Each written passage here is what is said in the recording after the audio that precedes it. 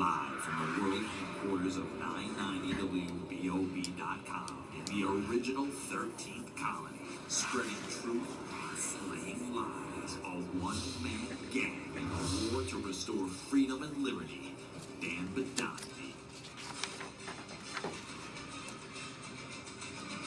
All right, welcome to the Dan Bidondi Show on 990WBOB.com, and I haven't been on here in a couple months, but I'm glad to be back on here. And tonight we got a special guest. My voice is a little harsh because what I did yesterday, but that's besides the point.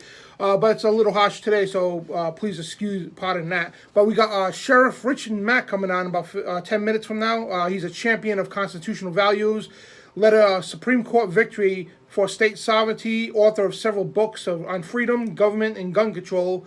Tea Party activist. He's a public speaker, crusader for liberty. He's a champion for the Second Amendment. In the Constitution. That probably put it better because he's got a list of accolades, and I'll let him explain who he is even further. And again, he's a former Arizona sheriff. People should know who he is. He's been around. He was the one that challenged the Brady Bill, the unconstitutional Brady Bill, I should say, and he almost had much success with that. And by this man is a true patriot for this country. I've looked up to this guy for many years. Even when I worked for Infowars.com with Alex Jones, it was a pleasure. I didn't get to interview him, but it was a pleasure to have him on Infowars at the time. And what a great patriot this man is, and I can't say enough about him. He's accomplished a lot of work, and he's one of the people, too, because when I got involved with the Second Amendment activism, he's one of the people that inspired me to do that, just to stand up and take action. And speaking of taking action we here in Rhode Island, a lot of people have been overlooking it because it's a media blackout. I'm the only media out there covering this stuff, and I think a gun magazine also, but other than that, there's no mainstream media on this. The first three towns here in Rhode Island, when they became Second Amendment sanctuaries, the media was all over it. Now they died off. We got nine towns in the state of Rhode Island are now Second Amendment sanctuaries. Real quick was Burrillville. This happened in April into June. Okay, and we got West Warwick coming up early next month in July to become number 10. So if people don't understand what Second Amendment sanctuary is, it means it's sending a message to the state. It's not binding, no. It's not illegal, no. It's just a resolution to send to the state, hey, listen, we're not going to abide by unconstitutional gun control. That's what it is. And we abide by the Constitution. And what the Supreme Court rules is constitutional or not, that's what we're going to abide by. So we got half of Rhode Island, a good huge portion. And anybody on this video could see, and I'll put the video out there on the links too. The picture here on the links. But we got Burrillville, Hopkinton, West Greenwich, Forster, Richmond, Tiverton, Gloucester, Coventry, Scituate, and hopefully a week or two from now will be West Warwick, Rhode Island. We make number 10. So we are turning half the state yellow. That's our color here. So half the state yellow, and we've been going out year after year after year after year after year after year. I've been doing this for 6-7 years now. Going to the State House and having much success defending our Second Amendment after the Sandy Hook thing happened. And we can't say too much because, we'll get censored. After that happened, we have been defending our Second Amendment here in the state of Rhode Island religiously. So now, this year, we decided to take it to the towns itself, the towns that don't get represented. Unless you're Providence, Pawtucket, and Central Falls in Rhode Island, you don't get nothing. Because Providence, Pawtucket, and Central Falls are the homage of illegal sanctuaries. Now, here's the governor of Rhode Island, Gina Raimondo, Mrs. Consular and Foreign Relations governor. She says, they should take it to the State House, these Second Amendment sanctuaries. Hello, we have been. 5,000 people showing up at the State House with yellow shirts ain't nothing to overlook. You know what I mean? And so now we decided to take it to the towns, and she doesn't like it. But it's okay for her and that pissant Mayor Alorzo from Providence, it's okay for them to have their illegal sanctuaries violating federal laws, violating the Constitution, but we're imposing the Constitution, we're defending the Constitution, and this witch has a problem with it. And it's the same people, and here's the hypocrisy about these people. The same people, every year, they get up and cry, and they bring their kids from the schools and everything else, which are illegally taking kids out of school. That's a whole new show altogether. So what they're doing, okay, they get up there and cry, oh, the kid's getting shot, and they had these fake crocodile tears coming down, all emotions. But yet, the same exact people who come up the week after to testify it's okay to kill babies up to birth, which they passed it got voted out. So illegally, the Senate president, she decides, Prada Lynch, whatever, judiciary president, she decides to throw into another committee, put it up on the floor, got passed within an hour's time. It got passed from the Senate to the House. Governor signs it into law. After it already got voted out. But anyway, that's a show for some other time. Today's about the Second Amendment. We've got so much stuff to talk about. When we have Sheriff Richard Mack on, I hope he elaborates on what's going on in the news, because we got, say, 2, 4, 6, 8, 24 Democratic presidential candidates, and just about every one of them are vowing to attack the Second Amendment. And you got, well, I've got to, for the sake of radio, I'll keep my mouth shut and bite my tongue. But you got wonderful people. All right, burnout Bernie Sanders. Kamala Harris looks like Kamala from the old WWE days. And you got Pocahontas, Elizabeth Warren. And Cory Booker looks like The Rock on meth, let's say crack, whatever. You know what I mean? And these people are complete insane idiots. And you got a list of them. You got Swallows, well, that's what I call them, out of California, who says, we're going to take the Second Amendment. We're going to come to your door if we have to. Yeah, bring it, buddy. You have no, I mean, these people don't understand what kind of power, because what the thing is, they live in these areas where it's complete gun control. So, I think we got Sheriff Richard Mack coming on, but they live in areas where it's complete gun control, but they don't understand there's 100 million Americans and sheriffs all over the nation now vowing to stand for the Second Amendment. And speaking of sheriffs, I think we got on the phone here is Sheriff Richard Mack, former sheriff of Arizona and a great patriot. And Sheriff, you there? Hi, Mr. Mack. Do you want me to wait a little while, or is this? Oh, no. Oh, this is a good time. Thank you, man. Thank you for calling in. Okay. And this is Sheriff Richard Mack once again. He led a Supreme Court victory for state sovereignty. He's got a list of accomplishments here. Tea Party activist. He's an oath keeper, which I'm a member of, a civilian member of that. Public speaker, just a champion for the Second Amendment. If there's anything else you want to throw in there, brother, give a complete, basically what got you involved and everything else, and, take it from there. All right. Well, thanks for having me. Absolutely. That introduction. The lawsuit that I won against the federal government, against the Clinton administration, had everything to do with gun control and the overreach of the federal government. And that was the only time in history where a couple of small-town sheriffs actually took a case all the way to the Supreme Court and won a landmark decision. And so all your listeners ought to become very familiar with that case, because it had a lot to do with promoting freedom within the states, county by county and state by state. So where else did you want me to go tonight besides trying to get rid of gun control in the state of Rhode Island? Oh, that would be a blessing. I want to talk about, too, the 24 Democratic presidential candidates. Thank God there's an elimination process, because you got, I think, just about every one of them who are vowing to attack the Second Amendment on a national level. I mean, the stuff that comes from these guys' mouths, I'm like, what? If this was 200 years ago, they'd be at the end of a rope. Yeah, no kidding. It's really amazing how our politicians, especially in Washington, D.C., don't believe they have to follow the supreme law of the land. I mean, I can understand somebody going, I really hate guns. I think guns are evil. I think they're causative of crime. I think they help kids commit suicide, and they promote suicide, and they promote all the deaths, not in our country, but in the world. Okay, somebody wants to say that. I can understand that. It's not true, but I can understand that. But no, they think that because they're smarter than the Founding Fathers, that they just have an agenda and they don't care what law breaks. They don't care if they took an oath to uphold and defend the Constitution. And the significant part about that, the Bill of Rights, which is the supreme of the supreme part of the Constitution.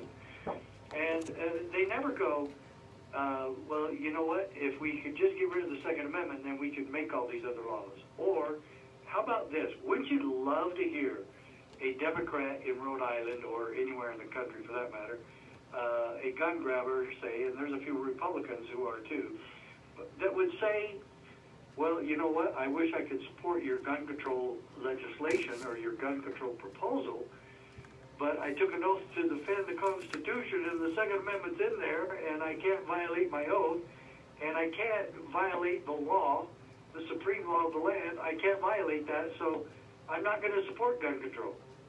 You Absolutely. won't ever hear that. Nope. Because they're all a bunch of crooks. Yeah, absolutely. And we've been battling, because I don't know if you heard about our Second Amendment sanctuary towns.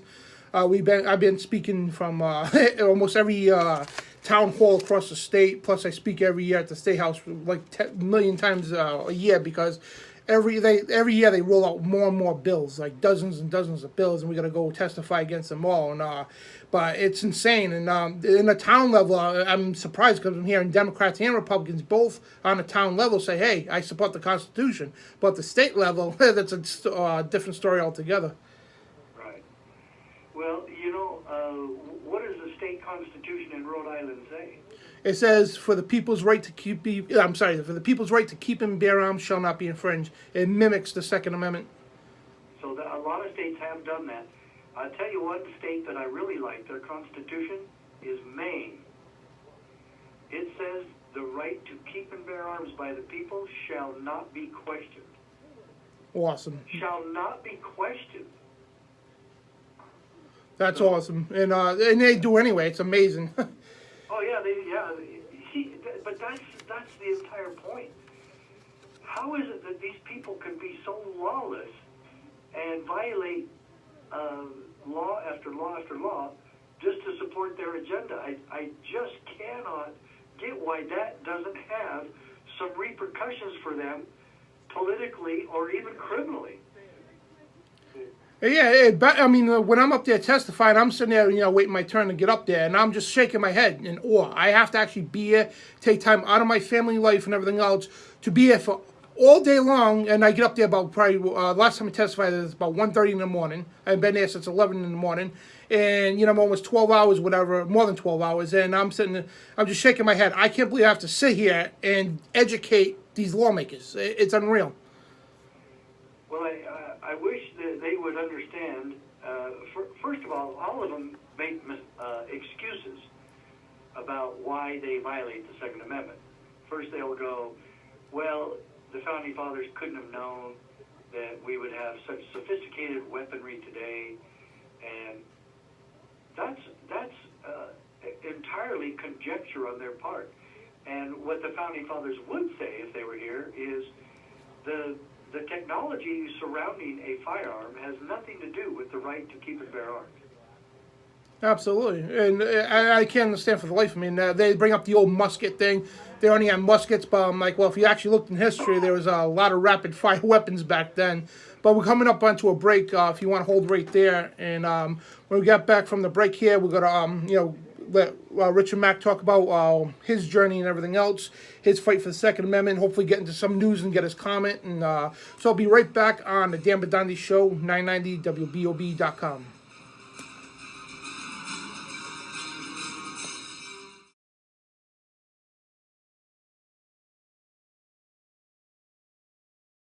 Listening to 990WBOB.com, Renegade Radio.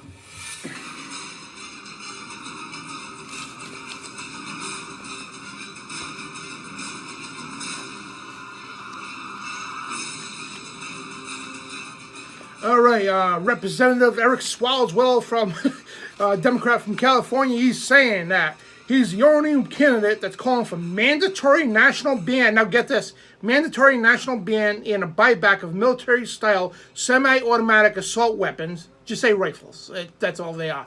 And Swalwell wrote in the open San Francisco Chronicle, and it's a bold. He says it's going to be bold and cost money, but he says it's constitutional and it rightly treats gun violence as a life or death matter.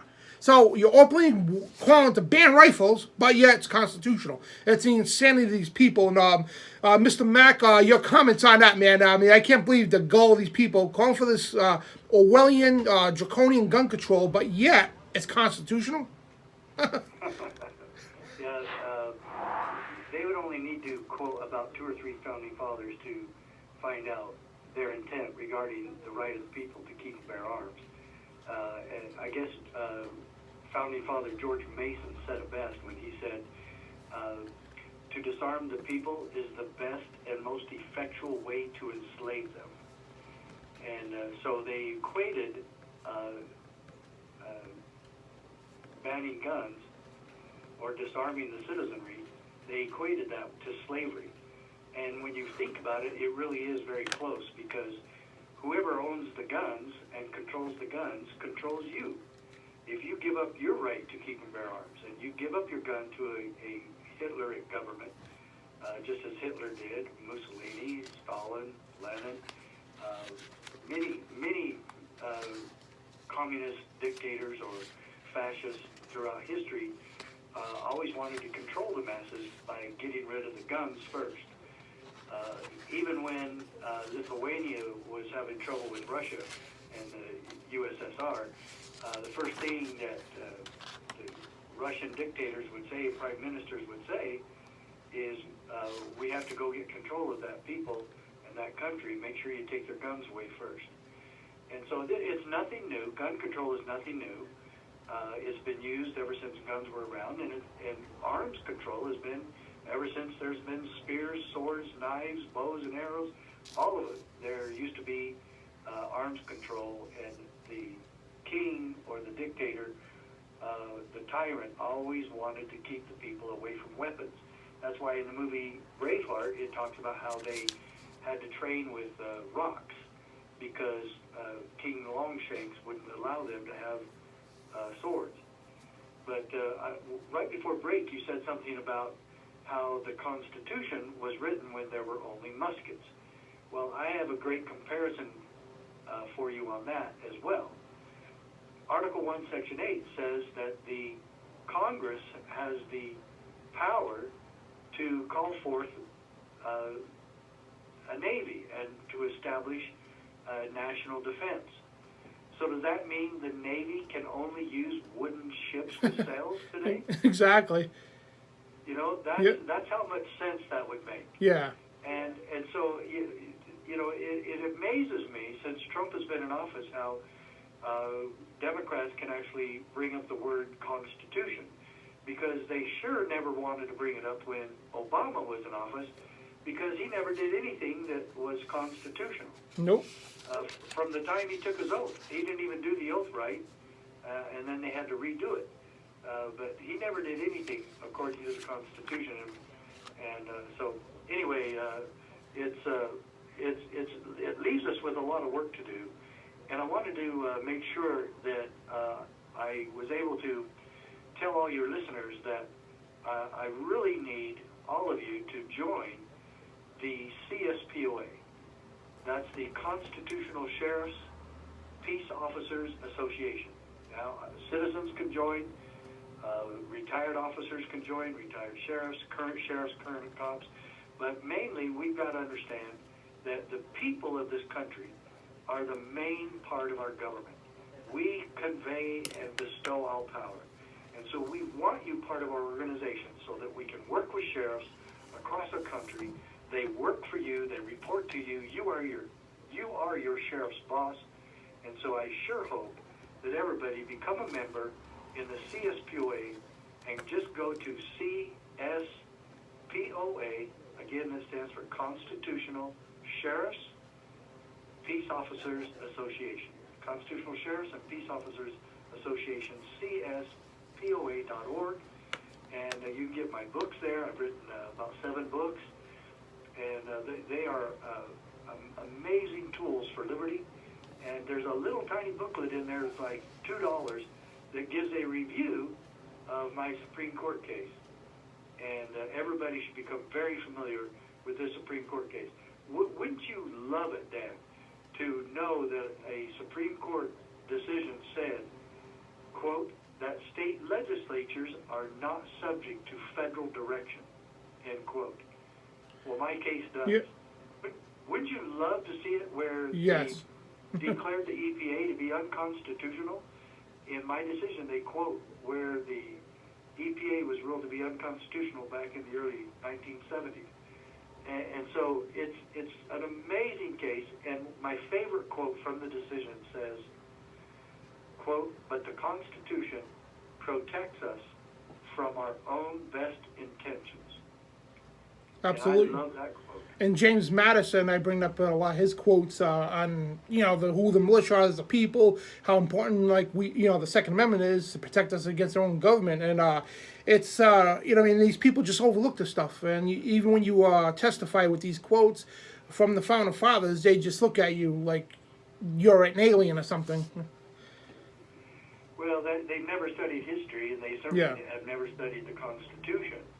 And so they're just kind of floundering around, and they're lost. And just like Jefferson said, you cannot be ignorant and free. If you expect that in a free society, you expect what never was and what never will be. And so when you have ignorant people in office, they're just promoting more ignorance throughout our country. And it's really scary that our leaders are absolutely that stupid. Yeah, I mean, it's unreal. Every year I'm up there, I have to shake my head at these people. Just the stupidity comes out of their mouths. And they sit up there claiming, you got people that testify claiming that Harvard law professors and everything else, and they sit there and just manipulate the Constitution to try to say it only pertains to guns in your home. And I'm like, wow, dude, you need to go back and study civics. I think that's why they took civics out of school, if you ask me. I think they removed civics from school because people, so they could manipulate people so they don't know the real constitutional value of things. Well, no, they can't. They can't. It's like our nation's police, and that's what we do at the CSPOA. We train sheriffs and police in the law enforcement side of their oath of office and how it applies to them, and what they're really supposed to be. Most police officers don't know or understand what their job is. They think it's writing tickets and trying to arrest all the drunk drivers and arrest the drug dealers and people who smoke weed. They've been brainwashed into believing that that's their jobs, when in actuality, their job is to keep the peace, protect the Constitution, and defend individual liberty. And I believe that if everybody received our training and they understood that we would have far, far fewer police abuse cases and misconduct by our police. Because if you don't know what your job is, you're going to continue to do it wrong. Absolutely. And I don't know how many times when, you get these, I respect police officers, but when they don't know what they're enforcing, you ask them, quote the law, they can't do that. But we got one more break coming up here, and so when we get back, we'll talk more about this. And again, folks, this is Sheriff Richard Mack, former Sheriff of Arizona there, sheriffrichardmack.com. We'll be right back on 990WBOB.com.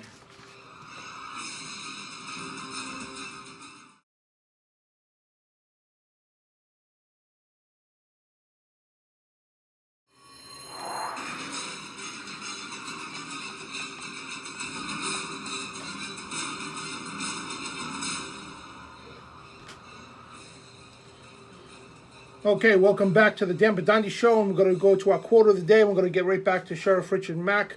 Our quote of the day is brought to you by Midstate Gun Company. It's midstateguns.com, located at 1200 Tioga Ave in Coventry, Rhode Island. And this is a quote by John F. Kennedy, one of the real last Democratic presidents.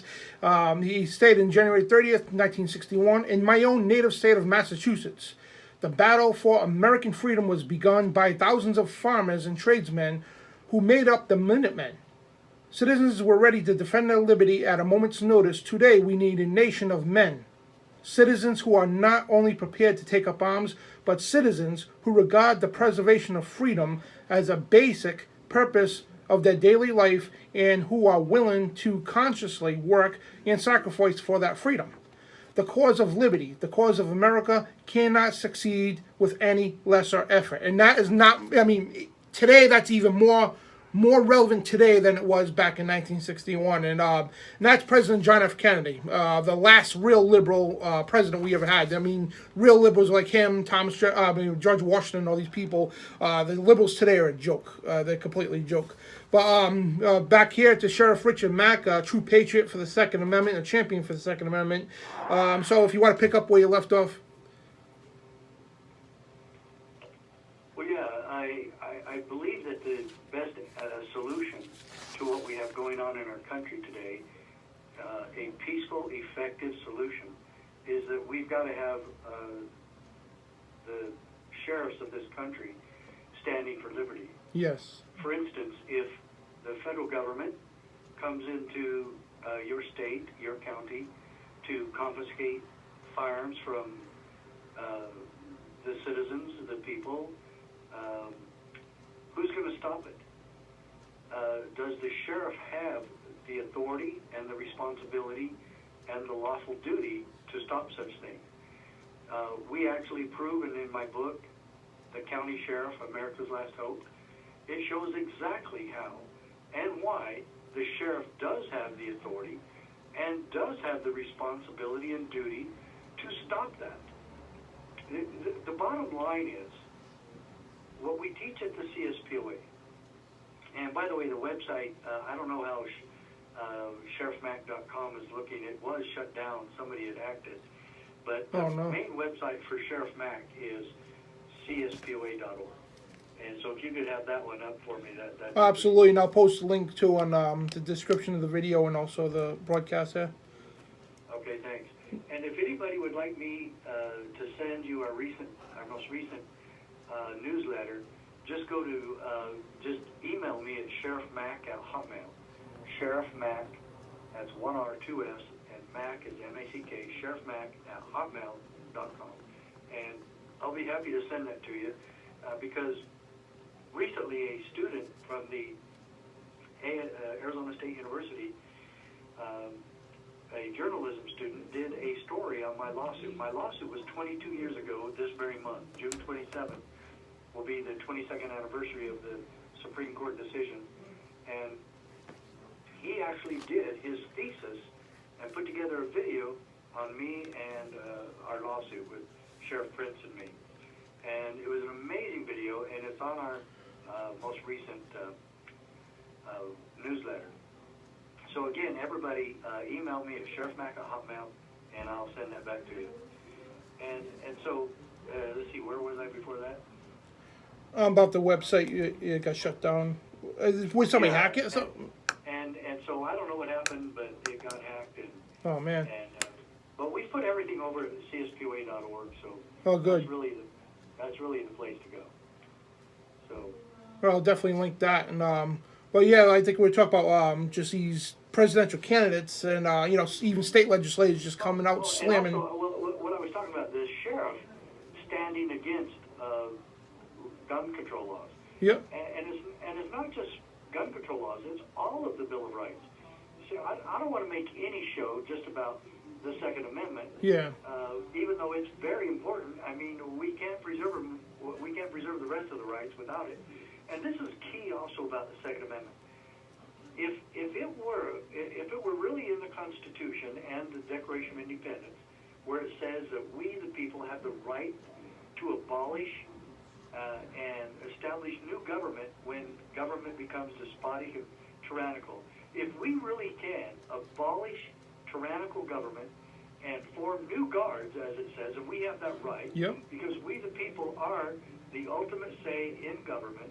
We, the people, are the all-powerful in our government. We bestow upon our public servants their authority. The reason why cops can wear a badge and carry a gun is because we said they could, and we authorized that. And so, but for anybody to believe that we ultimately have the power to control our own government, but our government can take away our guns, yeah, don't make... that's a complete oxymoron. It is. That's a complete, entire opposite of what power they have, because there is no way we could remain in charge of this government if they are armed and we are not. It's like a federal prison. It's like saying that the prisoners could overpower or overrule the warden's rules. Yeah, exactly. Doesn't make no sense. It's ridiculous, but let me emphasize this. At the CSPOA, and what my life's work has been dedicated to, and what my Supreme Court victory proves, is that the sheriff is the ultimate authority in his county, and he has the duty, when government becomes venal and oppressive, that he has the duty to provide peace, safety, and protection for the people in his county. And he has the absolute duty to protect us, the people of his county, from all enemies, both foreign and domestic. That's what his oath says. That is what his job is, and it's completely lawful. And not only that, it's extremely effective in protecting your rights and mine, and in a very peaceful manner. Absolutely. And you know, it's funny in Rhode Island, right? Rhode Island, they restrict the sheriff's departments to just issue subpoenas and warrants and to be courthouse security guards. That's it. And I'm saying to myself, all over the country, you got sheriffs of the law of the land. Here in Rhode Island, it's the state police. You know, and again, our sheriffs are restricted to the courthouses and the government buildings, playing security guard. You know, it's sickening. Well, it's a crazy world out there, and most of it's in Washington, D.C. Yeah. Yeah, I mean, it's getting scary, but I mean, the other thing too, because sometimes when I notice, because I thought Rhode Island was done for, but for what we've been doing, and sometimes you need to fall on your face, you know, if people need to fall on their face, I mean, to wake up and smell the roses, say, like, you know what, this is what's going on here. We need to take action now. And thank God, I mean, we got people all over the state are stepping up for the Second Amendment. It's you got Democrats, some, you know, good Democrats, Republicans, Independents, Libertarians all sticking up for the Second Amendment. And basically our governor, she's running hog wild, trying to do whatever the heck she wants. And you know, it's disgusting. And the thing is, she's a progressive brownie point winner. She's gunning for, you know, or the office of president in 2024. She was going to be in Hillary's administration if she won. She's also the chairman of the Democratic Governors Association and Council on Foreign Relations member, and she's just hell bent on going after the Second Amendment here in the state. And that's in Rhode Island? Yep. Boy, I tell you, I thought Oregon had a bad governor. Yeah, she just legalized up to birth abortion just last week after it already got voted out. And these are the same people she gets up there, you know, to testify with her daughters. Oh, we need stricter gun control because the kids in school, you know, these fake crocodile tears coming down. But a week later, she's up there signing the bill to legalize up to birth abortion, saying it's a woman's right. You know what I mean? It's like the hypocrisy of these people is uncanny. Well, I'll tell you what, it is amazing. I just can't believe, though, that you could have such a horrible governor when Oregon has basically the same thing.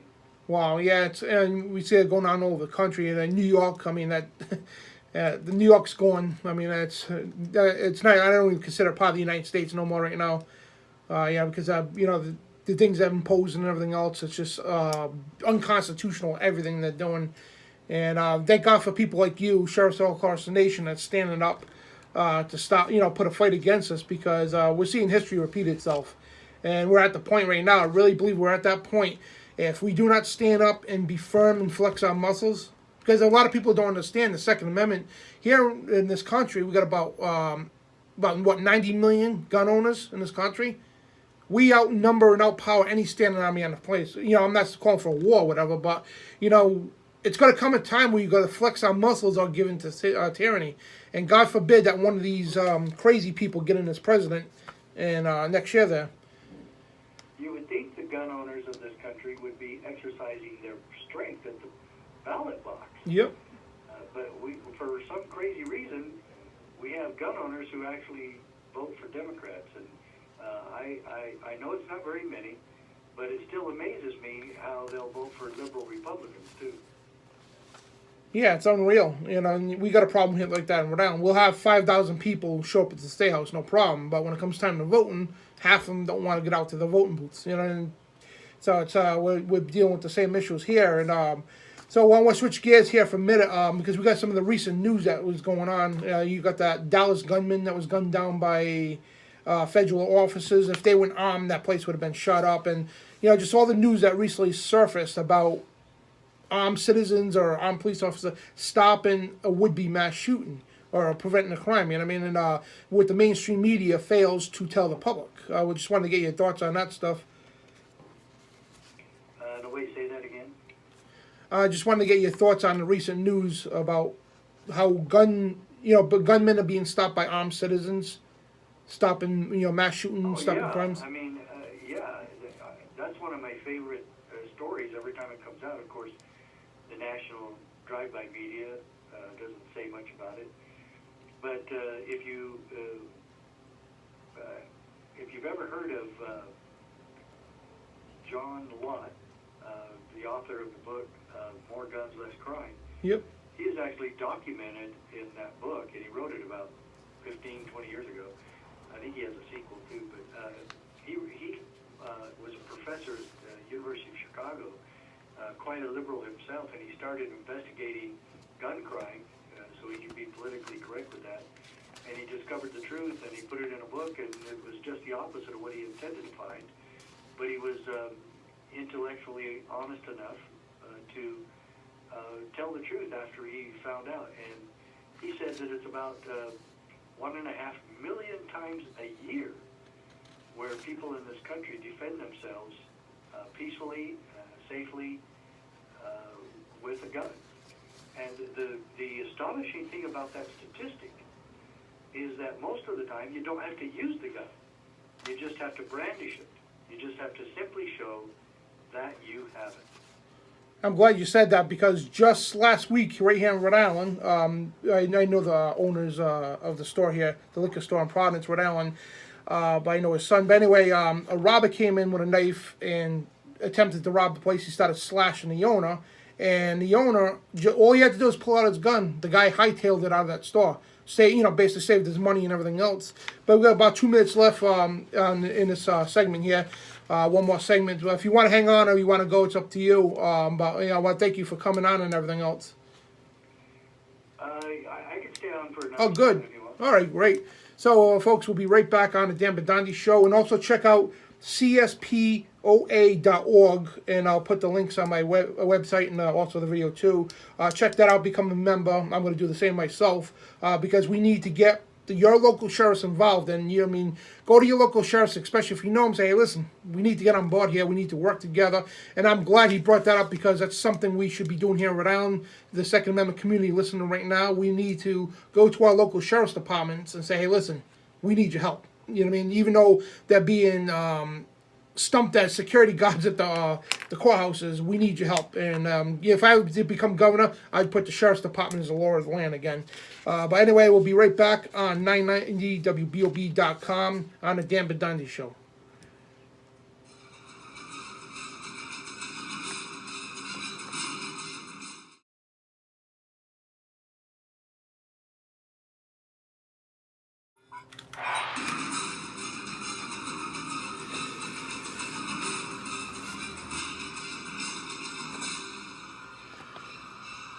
Okay, reported June 20th by WPRI Channel 12, right here in Providence, Rhode Island. A liquor store is recovering after he was slashed by a would-be robber. City police are still searching, which I ended up finding the guy, actually. But anyway, the owner, Mr. Mosca, said the suspect's weapon appeared to be a 6-inch knife as he was getting slashed.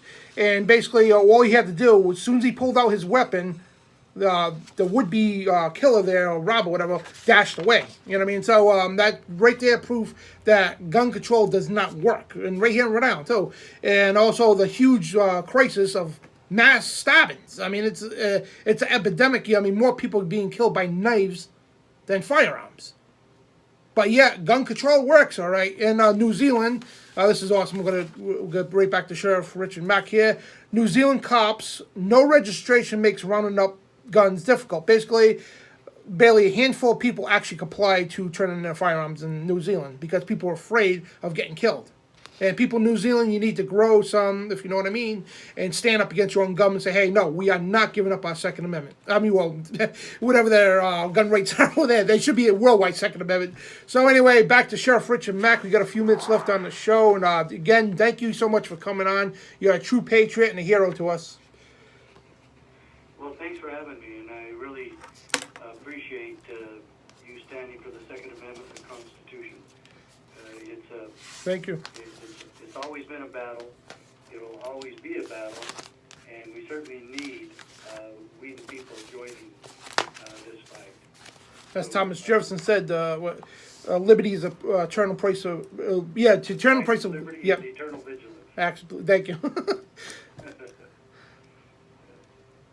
So, but you know, we don't need to go any further than what the founding fathers said about the right to peaceably assemble, freedom of religion, freedom of speech, freedom of the press, Second Amendment, of course, right after those 5 fundamental freedoms in the First Amendment.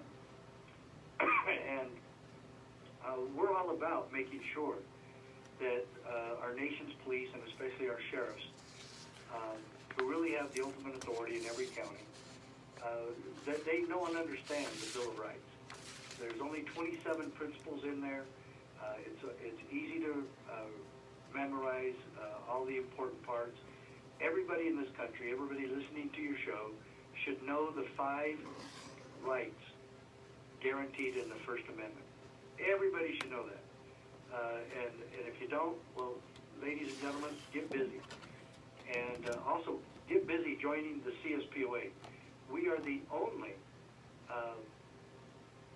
real, effective, legitimate, lawful, peaceful, effective solution anywhere in America to maintaining your constitutional rights, your God-given rights.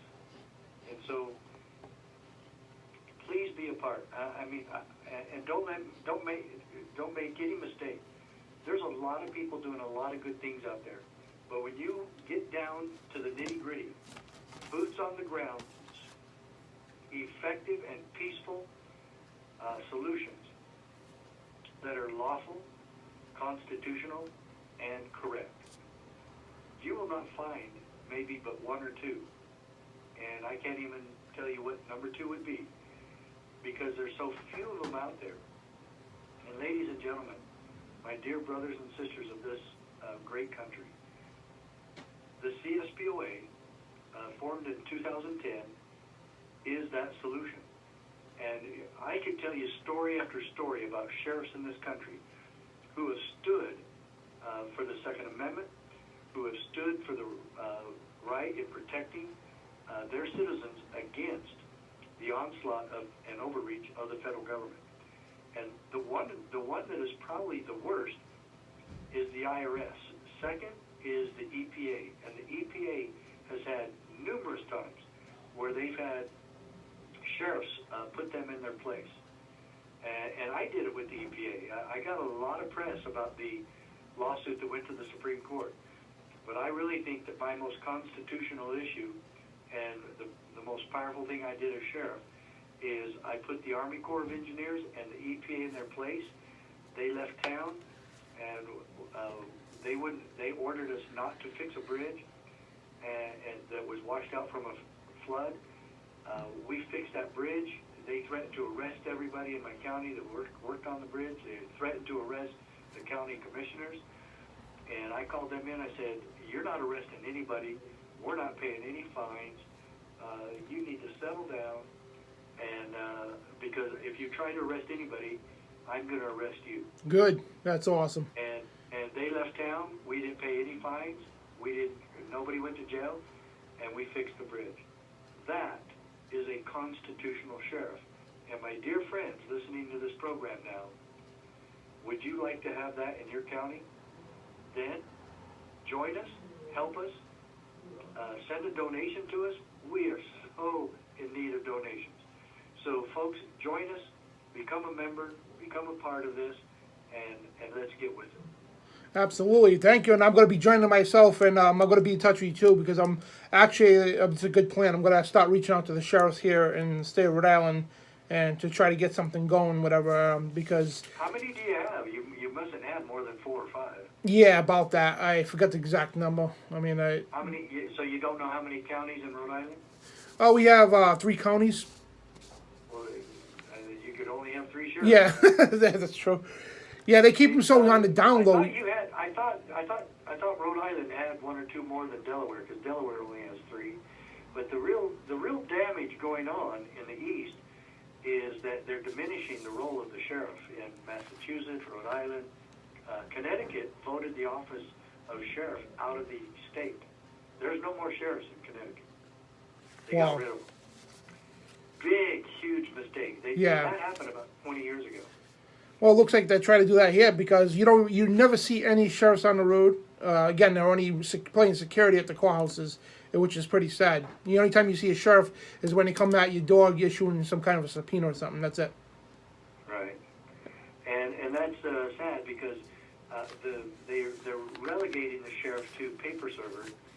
And do you know that there's already the office that does that?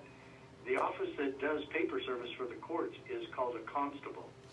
You don't Yep. need 2 constables, and that's just a vivid indication that the politicians in those states are purposely lying that they want to get rid of the sheriffs.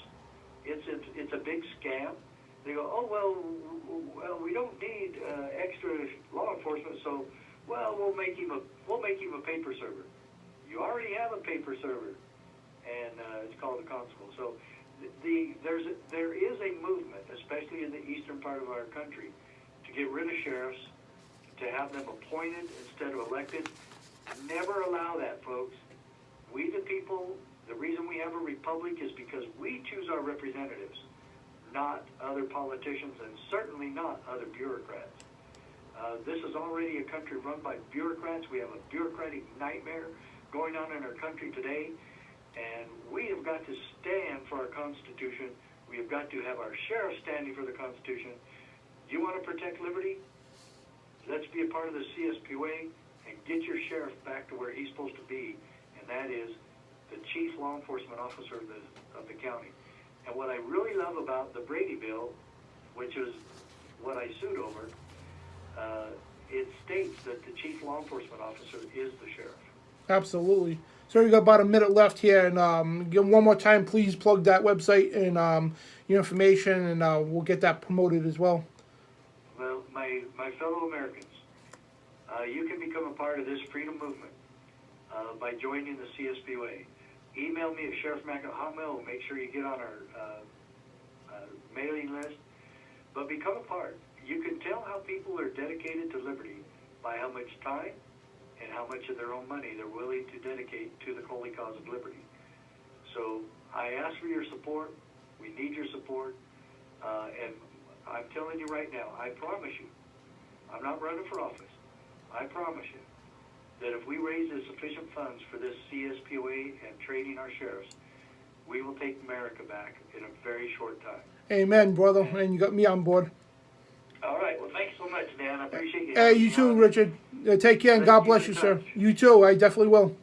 And folks, I was True Patriot Sheriff Richard Mack, and law enforcement. I don't care if you're state, city, sheriffs, whatever. We need you on board because you're our last line of defense against tyranny. And this is Dan Bidondi standing tall and hard and proud for the Second Amendment shall not be infringed. You tyrants need to understand. And we'll see you soon here on 990wbob.com. And as always, check me out at truthradioshow.com. And thank you for joining me on the Dan Bidondi Show, 990wbob.com. God bless.